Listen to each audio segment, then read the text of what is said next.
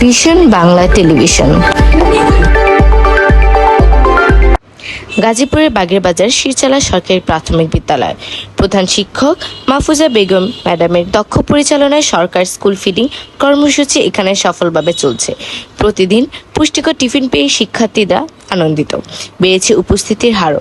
এর পাশাপাশি নিয়মিত মা সমাবেশ করা হয়, এতে শিক্ষক অভিভাবকরা একসাথে শিক্ষার্থীদের লেখাপড়া ও স্বাস্থ্য নিয়ে আলোচনা করেন। ফলে স্কুলের ফলাফল ও শৃঙ্খলা দুটি উন্নত রয়েছে। বিস্তারিত বাচ্চু তালুকদার, মুক্তির চেতনায় বাংলাদেশ। মাহফুজা বেগম, প্রধান শিক্ষক, শিরচালা সরকারি প্রাথমিক বিদ্যালয়, গাজীপুর সদর, গাজীপুর। এদের আগ্রহ বেড়েছে এখানে, আর বিশেষ করে উপস্থিতিটা বৃদ্ধি পেয়েছে। আমাদের এখানে আসলে প্রাথমিক বিদ্যালয়ে নিডি ফ্যামিলির বাচ্চারাই পড়াশোনা, বিভিন্ন পেশার নিডি ফ্যামিলির বাচ্চারা পড়াশোনা করে। ওরা মানে টিফিন সময় মতো আনতে পারতো না খেয়ে বিদ্যালয়ে আসতো, কিন্তু এর ফলে ওদের পড়াশোনা মনোযোগ খুব একটা থাকতো না। কিন্তু এরা মনোযোগী হয়েছে, নিয়মিত হয়েছে এবং স্বতঃস্ফূর্তভাবে বিদ্যালয়ে আসছে। আসলে বর্তমান সরকারের মাননীয় প্রধানমন্ত্রীকে, আমাদের শিক্ষামন্ত্রী মহোদয়, প্রতিমন্ত্রী মহোদয়কে এই যুগান্তকারী পদক্ষেপ গ্রহণ করার জন্য আমার পক্ষ থেকে, আমাদের বিদ্যালয়ের পক্ষ থেকে, অভিভাবকের পক্ষ থেকে অসংখ্য ধন্যবাদ জ্ঞাপন করছি। আর এই সরকারের উত্তরোত্তর সফলতা কামনা করছি। ম্যাডাম, আমাদেরকে একটু জানাবেন আপনার বিদ্যালয়ের ছাত্রছাত্রীর সংখ্যা কতজন এবং শিক্ষকের সংখ্যা কতজন? আমার বিদ্যালয়ের ছাত্রছাত্রীর সংখ্যা 452, আর শিক্ষক পদ সংখ্যা হচ্ছে 11। কিন্তু আমরা 1.5 বছর যাবৎ 8 জন শিক্ষক কর্মরত আছি এখানে, 3টা পদ শূন্য রয়েছে। ভবন সংকট ছিল, ইনশাল্লাহ ভবন হয়ে গেছে।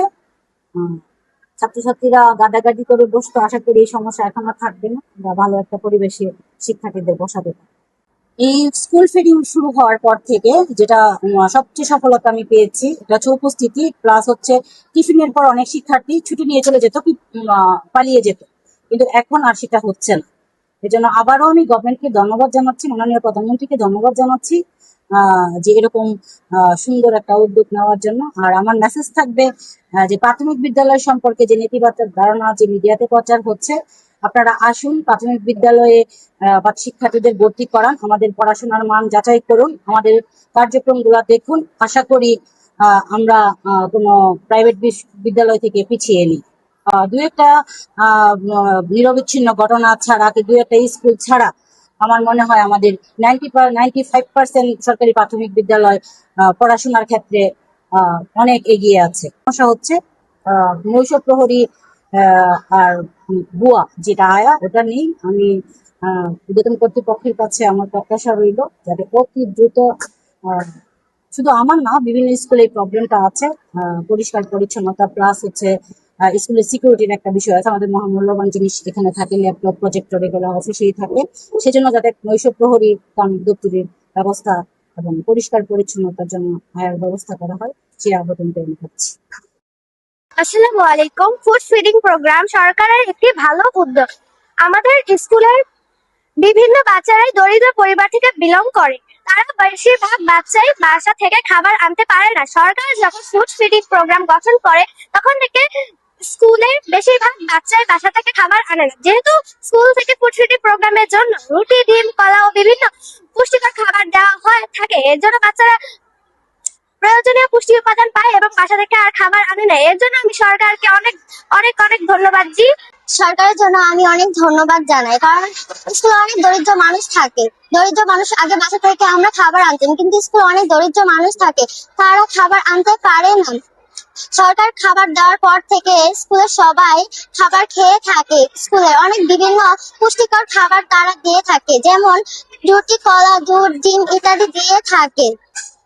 সরকারকে এই কারণে আমি অনেক অনেক অনেক ধন্যবাদ জানাই। এখন আছি শিরচালা সরকারি প্রাথমিক বিদ্যালয়, যেটি গাজীপুরের বাগেরবাজার এলাকায় অবস্থিত।